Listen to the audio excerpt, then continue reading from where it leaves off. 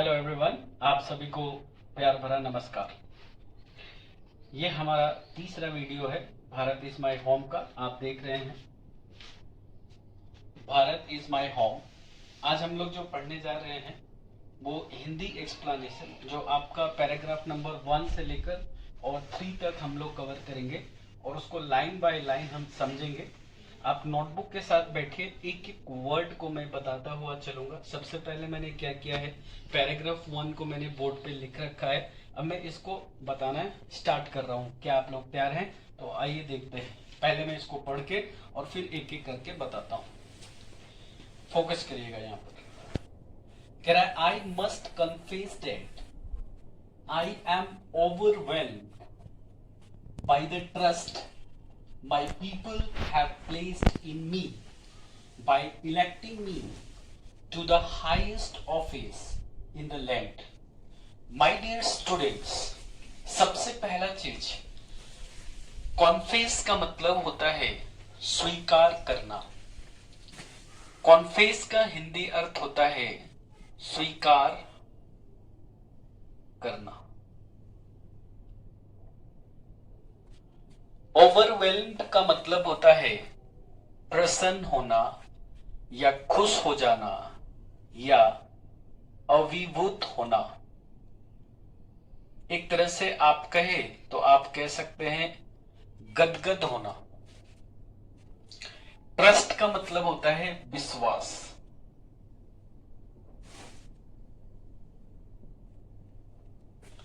इसके बाद देखिए, इलेक्टिंग का मतलब होता है चुनना यानी सेलेक्ट करना। अब देखिएगा, अब मैं इस पूरे लाइन को बता रहा हूं। भारत इज माय होम को लिखने वाले डॉक्टर जाकिर हुसैन हैं। वो ये कह रहे हैं कि मैं इस बात को स्वीकार कर रहा हूं और मैं बहुत खुश भी हूं, इसलिए कि मेरे लोगों ने जो मेरे पे विश्वास दिखाया है, एक सर्वोच्च यानी सबसे ऊंचे पद पर मुझे चुनकर, चूंकि वो भारत के तीसरे प्रेसिडेंट बने थे, तो एक ऊंचे पद पर उनको चुना गया था। उससे वो बहुत ही अभिभूत हैं, बहुत खुश हैं। वो कह रहे हैं कि लोगों ने जो मेरे पे विश्वास दिखाया है कि मुझे इतने बड़े गद्दी पे बिठाया, इतना बड़ा पद मुझे दिया, इसके लिए मैं बहुत ही प्रसन्न हूं, बहुत मैं खुश हूं। ये इनका पहला लाइन है, फर्स्ट लाइन। हाईएस्ट ऑफिस का मतलब होता है सबसे ऊंचा पद। इस लाइन का क्या मतलब होता है? सबसे ऊंचा पद। तो बताइए, आपको क्या पैराग्राफ नंबर 1 समझ में आया? एक बार दोबारा रिपीट करना चाहूंगा मैं। कॉन्फेस का मतलब स्वीकार करना होता है। मस्ट मतलब चाहिए। ओवरवेल्म का मतलब होता है प्रसन्न होना या खुश होना या अभिभूत। ट्रस्ट का मतलब होता है विश्वास। इलेक्टिंग का मतलब होता है चुनना यानी सेलेक्ट करना। हाईएस्ट ऑफिस का मतलब होता है सबसे ऊंचा पद। अब मैं पैराग्राफ नंबर 2 पे मूव करता हूं। आइए देखते हैं। दोस्तों, doctor Radhakrishnan brought to the presidency a mental equipment, इसके बाद a degree of erudition and wealth of experience। इसको आप लोग स्टार मार्क लगा लीजिएगा। यहां से आपके एग्जाम में क्वेश्चन पूछे जाएंगे, तो आप लोग इस बात को याद रखिएगा। डॉक्टर राधाकृष्णन भारत के दूसरे प्रेसिडेंट थे। डॉक्टर एस राधाकृष्णन जब प्रेसिडेंट बने थे तब उन्होंने मेंटल इक्विपमेंट का मतलब होता है बौद्धिक उपकरण। इसको मैं लिख देता हूं ताकि आपको याद रहेगा। इक्विपमेंट का मतलब होता है उपकरण और मेंटल का मतलब होता है बौद्धिक यानी बौद्धिक उपकरण। तो जब वो प्रेसिडेंट्स बने थे यानी प्रेसिडेंट्स के पद पर आए थे, तो सबसे पहले वो क्या लेकर आए? एक बौद्धिक उपकरण। इसके बाद ए डिग्री ऑफ इरुडिशन, इरुडिशन का क्या मतलब होता है, आइए थोड़ा समझते हैं। थोड़ा इधर देखिएगा, फोकस करिएगा। ये वर्ड बना है इरुडाइट से। इरुडाइट का मतलब होता है विद्वान, पंडित। इससे बना है आपका इरुडिशन। ठीक, कह रहा है उन्होंने क्या लाया, जब वो प्रेसिडेंट बने तो क्या लाए थे, सबसे पहले मेंटल इक्विपमेंट, पहला first, a degree of erudition second, and wealth of experience, यानी अनुभवों की संपदा। वेल्थ का मतलब होता है संपत्ति या संपदा, यानी अनुभवों की संपत्ति वो लेकर आए। रेयरली, रेयरली का मतलब मुश्किल से, rarely to be found anywhere, यानी मुश्किल से वो कहीं प्राप्त होता है या मिलता है। यानी डॉक्टर राधा कृष्णन जब प्रेसिडेंट बने थे तो वो 3 चीज लेकर आए थे, आपके एग्जाम के लिए काफी इंपॉर्टेंट है। पहला मुझे बताइए मेंटल इक्विपमेंट, दूसरा बताइए अ डिग्री ऑफ इरुडेशन, तीसरा वेल्थ ऑफ एक्सपीरियंस। तो इसको मैं अंडरलाइन कर देता हूं, इसको आपको याद रखना है, जो कि दूसरी जगह मिलना दुर्लभ था। रेयरली का मतलब होता है कोई चीज जो मुश्किल से मिलता है, मुश्किल से पाया जाता है। कह रहे ड्यूरिंग ए लाइफ टाइम, यानी उनके जीवन काल के दौरान, devoted to the pursuit of knowledge and truth. My dear friend, उनके अवधि के दौरान, उनके जीवन काल के दौरान उन्होंने ज्ञान तथा सत्य की खोज के लिए अपने जीवन को समर्पित कर दिया था। देखिए, नॉलेज का मतलब होता है ज्ञान और ट्रूथ का मतलब होता है सत्य। परसुट का मतलब होता है खोजना, और डिवोटेड मतलब होता है समर्पित करना। यानी आपसे पूछा जा सकता है कि अपने जीवन काल के दौरान उन्होंने किस चीज में अपने जीवन काल को समर्पित किया था, तो आप बता सकते हैं to the pursuit of knowledge and truth. याद रहेगा आप लोगों को, यहां पे नॉलेज का मतलब ज्ञान और ट्रूथ मतलब सत्य। अगला लाइन जो मैं आपको बताने जा रहा हूं, ये आपके एग्जाम के दृष्टिकोण से काफी इंपॉर्टेंट है। जो मैंने पिछले साल के पेपर मैंने जो चेक किया उसमें यहां से क्वेश्चन एग्जाम में पूछा गया। आइए देखते हैं। कह रहा है he has never lost his faith.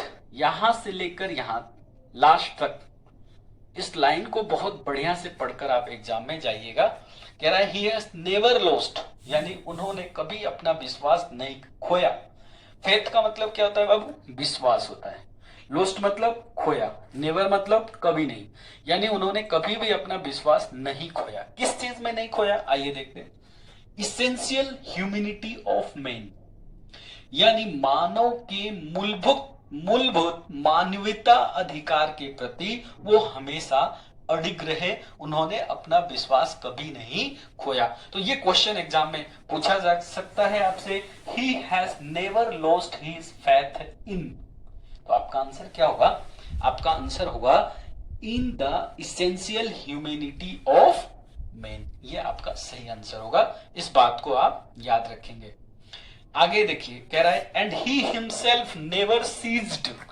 Babu, cease का मतलब होता है रोकना, अपने आप को कभी नहीं रोक पाए। रोकने को इंग्लिश में बोलते हैं स्टॉप करना, कभी नहीं रोक पाए। किस चीज में, to champion the right, right मतलब अधिकार, ऑफ ऑल मेन, यानी प्रत्येक व्यक्ति के अधिकार, to live in dignity, dignity का मतलब सम्मान, और जस्टिस मतलब न्याय,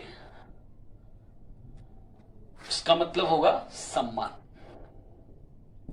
वो चाहते थे कि प्रत्येक व्यक्ति एक सम्मान पूर्वक और एक न्याय पूर्वक जीवन जिए, इसके लिए वो हमेशा जूझते रहे। उन्होंने अपने आप को इस चीज के लिए कभी नहीं। डॉक्टर एस राधा कृष्णन जो थे, आपने जो लाइन पढ़ा था अभी, एक बार दोबारा मैं रिपीट करना चाहूंगा यहां से, he has never lost his faith in the essential humanity of man। मेरे प्रिय दोस्तों, यहां से आपके एग्जाम में एक नंबर का क्वेश्चन पूछ सकता है, कंप्लीट द फॉलोइंग सेंटेंस।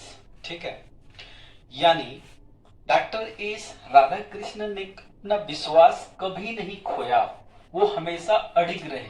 किस चीज पर अडिग रहे? इसेंशियल यानी मूलभूत, ह्यूमिलिटी मानवीयता, ऑफ मेन यानी मानव के मूलभूत मानवता के लिए वो हमेशा अडिग रहे। नेक्स्ट देखिए, उन्होंने अपने आप को कभी नहीं रोका, वे हमेशा लोगों के सम्मान पूर्वक को इंग्लिश में क्या बोलते हैं बेटा?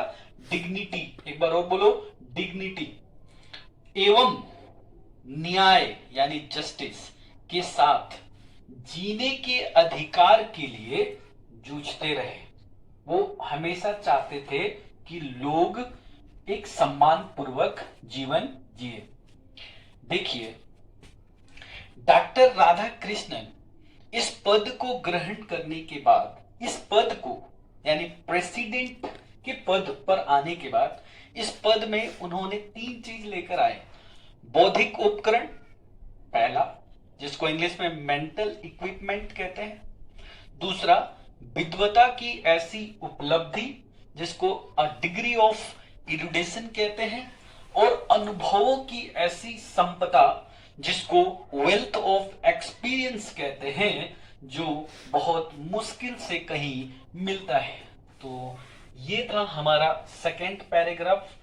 इसमें से जो आपको इंपॉर्टेंट मैंने बताया उसको अपने कॉपी में नोट डाउन कर लीजिएगा।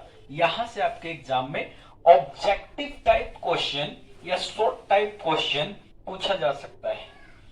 मैं पैराग्राफ नंबर 3 पे बहुत जल्द आपको आता हूं, पैराग्राफ नंबर 3 पे। तब तक एक बार स्क्रीनशॉट ले लीजिए आप लोग। ओके, तो सेकेंड पैराग्राफ तक आपने पढ़ा, आपने देखा। तीसरा पैराग्राफ मैं आपके सामने लिख कर लाया हूं। देखिए, काफी मेहनत किया है आप लोगों के लिए। तो आइए देखते हैं, एक एक वर्ड को और समझने का प्रयास करते हैं। पहला में लिखा है कि I can only assure that I enter this office. I यहाँ पे डॉक्टर जाकिर हुसैन है। I enter this office in a spirit of prayerful humility and total dedication। My dear friend, सबसे पहले एक एक मीनिंग को समझते हैं। सबसे पहला यहां पर समझते हैं एश्योर को। देखिएगा, एश्योर का मतलब होता है आश्वस्त करना। एश्योर मतलब आश्वस्त करना। इसके बाद एक होता है इंश्योर, इसका मतलब होता है सुनिश्चित करना। और एक होता है इंश्योर, इसका मतलब होता है बीमा करना। तो इसका मीनिंग क्लियर हुआ। एश्योर का मतलब आश्वस्त करना। इसके बाद इसमें लिखा है प्रेयरफुल ह्यूमिलिटी। प्रेयरफुल ह्यूमिलिटी का मतलब होता है विनयशील विनम्रता। क्या होता है? विनयशील विनम्रता। और इसके बाद ये लिखा है टोटल डेडिकेशन। तो भैया, टोटल का मतलब होता है पूर्ण और डेडिकेशन का मतलब होता है समर्पण, यानी पूरे समर्पण के साथ। वो कह रहे हैं कि मैं आपको केवल आश्वस्त कर सकता हूं, विश्वास दिला सकता हूं कि मैंने इस पद को मैंने विनयशील विनम्रता तथा पूर्ण समर्पण के साथ ग्रहण किया है। कौन कह रहा है? डॉक्टर जाकिर हुसैन कह रहे हैं कि मैं आपको केवल आश्वस्त कर सकता हूं, एश्योर कर सकता हूं कि मैंने इस पद को जो ग्रहण किया है वो विनयशील विनम्रता तथा पूर्ण समर्पण के साथ मैंने ग्रहण किया है। आइए सेकेंड लाइन को पढ़ते हैं। कह रहा है कि आई हैव जस्ट टेकन, जस्ट का मतलब होता है अभी अभी। आई have just taken the oath. Oath का मतलब होता है शपथ लेना, वादा करना, प्रॉमिस करना, वचन देना। कह रहा है I have just taken the oath of loyalty. Loyalty का मतलब होता है वफादारी, ईमानदारी। To the constitution of India, यानी भारतीय संविधान के वफादारी के प्रति मैंने अभी अभी क्या किया है? शपथ लिया है। वो कह रहे हैं, वो ये कह रहे हैं कि मैंने अभी अभी भारतीय संविधान के प्रति मैंने क्या किया है? उन भारतीय संविधान के वफादारी, निष्ठा के प्रति मैंने अभी अभी शपथ लिया है।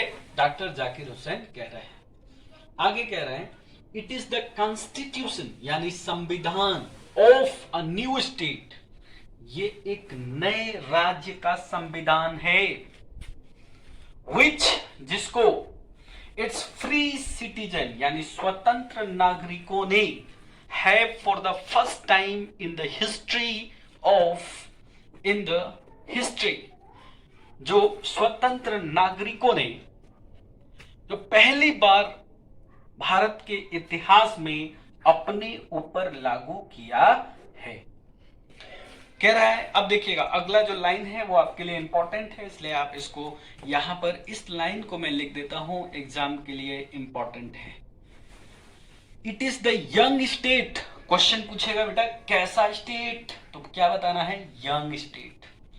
किसका, यानी प्राचीन लोगों का एक नया राज्य है ये, यानी it is the young state of N ancient people. Ancient का हिंदी अर्थ होता है प्राचीन लोग, यानी प्राचीन लोगों का एक क्या है ये, नया यानी नया राज्य है, ठीक है, जिसको काफी लोगों ने मिलकर हजारों वर्ष लगे इसको बनाने में।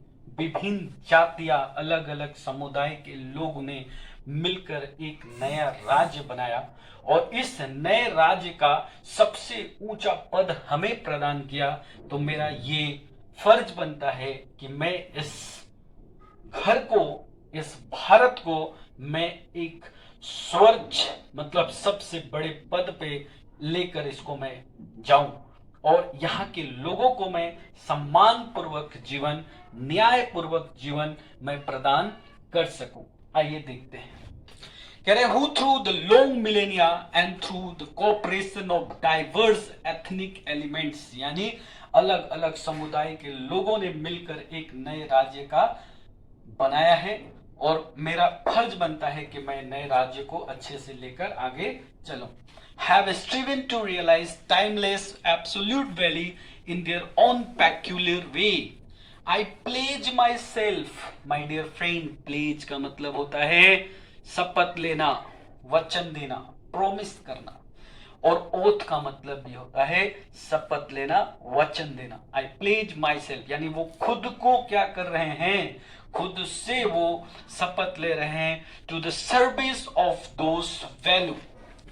वो कह रहे हैं कि जो विभिन्न विभिन्न जातियों के द्वारा नए राज्यों का निर्माण हुआ है, मैं इसको एक अच्छा घर बनाऊंगा जिसमें हर लोग एक सम्मान पूर्वक न्याय के साथ यहाँ पे रह सकेंगे। तो ये था आपका थर्ड पैराग्राफ। थर्ड पैराग्राफ में आपको दो बातें याद रखनी है। पहला कि वो किस चीज का आश्वासन दे रहे थे, तो आश्वासन क्या दे रहे थे, प्रेयरफुल, ह्यूमिलिटी और टोटल डेडिकेशन। दूसरा, ये किस तरह का स्टेट था, तो यंग स्टेट था। ये बस दो क्वेश्चन यहां से आपके एग्जाम में बन सकता है, इसको आपको याद रखना है। इसमें कुछ लाइनें बाकी हैं, इस लाइन को मैं लिखने के बाद आपको समझाऊंगा। इसको तब तक के लिए आप लोग स्क्रीनशॉट ले सकते हैं, इसका भी स्क्रीनशॉट ले सकते हैं। Okay friend, so dear students, I pledge myself to the service of those values। Doctor Zakir Hussain स्वयं शपथ लेते हैं, वचन देते हैं, कहते हैं कि मैं स्वयं उन मूल्यों के प्रति समर्पित करने की प्रतिज्ञा लेता हूं। इसके बाद वो कह रहे हैं कि for though some concrete realization of a value may become inadequate। inadequate का मतलब होता है अपर्याप्त। with the change of circumstances। circumstances का हिंदी अर्थ होता है परिस्थिति, यानी कुछ परिस्थितियां बदलने के बाद यह संभव है कि परिस्थितियां बदलने की वजह से कभी उन मूल्यों की प्राप्ति पर्याप्त रूप से न हो सके, लेकिन फिर भी वे मूल्य जो हैं, वे मूल्य हमेशा वैध रहते हैं यानी वैलिड रहते हैं, तथा नए प्रयासों के प्रोत्साहन, नए प्रयासों की प्रोत्साहन के प्रति हमें हमेशा प्रेरित करते हैं। कह रहा है the value remains eternally valid, यानी जो वैल्यू है, जो मूल्य है, रिमेन्स इटर्नली वैलिड, यानी मुख्य रूप से क्या रहते हैं, वैध रहते हैं। And presses for newer and fresher realisation, और जो हमारी नए नए सोच पर, नई उपलब्धि हासिल करने पर हमें हमेशा प्रोत्साहित करते रहते हैं। कह रहा है the past is not dead, जो अतीत है वो मरा नहीं है, वो स्थिर नहीं है, यानी स्टैटिक नहीं है। इट इज अलाइव, वो अभी जिंदा है और गतिशील भी है और डायनेमिक भी है। And is involved in determining the quality of our present and the prospect of our future. So my dear students, इस पूरे लाइन का मतलब समझते हैं। कह रहा है कि हमारे वर्तमान की गुणवत्ता तथा हमारे फ्यूचर की संभावनाओं को निर्धारित करने के लिए ये एक प्रमुख साधन है, प्रमुख एक हथियार है। तो आप याद रखिए, पास्ट कभी मरता नहीं है, पास्ट से हमें सीख मिलती है। अगर मान लीजिए पास्ट में अगर आपने कोई गलती किया है तो उस गलती को सुधार कर आप आगे बढ़ने का प्रयास करेंगे। यही डॉक्टर जाकिर हुसैन अपने तीसरे पैराग्राफ में बता रहे हैं। तो मैंने अभी तक जो भी आप लोगों को बताया है पूरे वीडियो के अंदर, उसमें कुछ इंपॉर्टेंट पॉइंट्स मैंने बताया, काफी इंपॉर्टेंट वर्ड मीनिंग भी आप लोगों को मैंने बताता गया। अपने कॉपी में नोट डाउन करिए और याद करने का इसको प्रयास करिएगा। तब तक के लिए मैं आप लोगों से लेता हूं विदा। विदा लेने से पहले एक बात कहना चाहूंगा कि जो बच्चे हम तक नहीं पहुंच पाते हैं उनको हमारा ये वीडियो आप लोग जरूर शेयर कीजिएगा, उन तक जरूर पहुंचाइएगा, ठीक है। इसी तरीके से मैं आगे वीडियो बनाता रहूंगा और आगे इस वीडियो पे अपन काम करते रहेंगे। Thank you for watching the video. Thank you.